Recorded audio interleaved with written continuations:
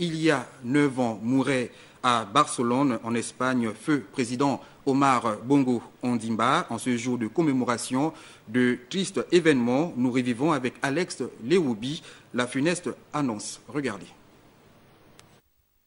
Barcelone, 8 juin 2009, Omar Bongo décède et la nouvelle de la disparition du président gabonais fait le tour du monde. L'émotion, la consternation se lisent sur tous les visages.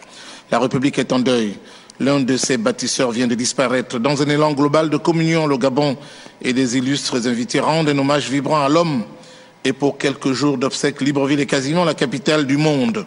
En souvenir des bienfaits, du rayonnement acquis du Gabon avec le positionnement de Libreville comme plaque tournante de la diplomatie africaine, voire internationale, le souvenir des œuvres de l'homme éloigne des résistances et les murs des retenues s'effondrent.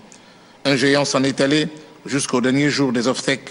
Les Gabonais auront accompagné leur président, Omar Bongo Ondimba.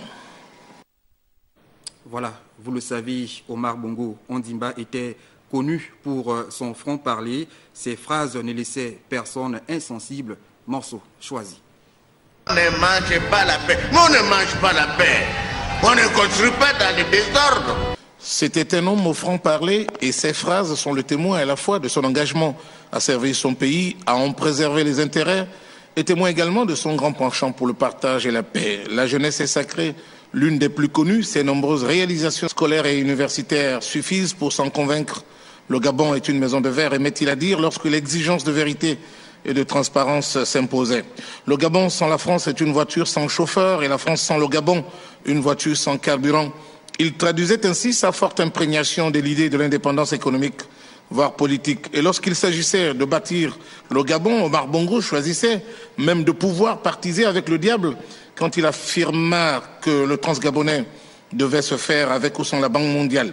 Cette détermination était la même lorsqu'il instruisait ses collaborateurs à lui faire de la bonne économie pour qu'en retour il propose de la bonne politique.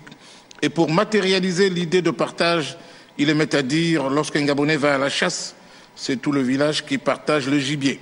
Et aux partisans de la chasse infructueuse, il disait, le chien aboie, la caravane passe. L'homme qui avait bâti une diplomatie tous azimuts se plaisait aussi à rappeler que le Gabon n'était la chasse gardée de personne.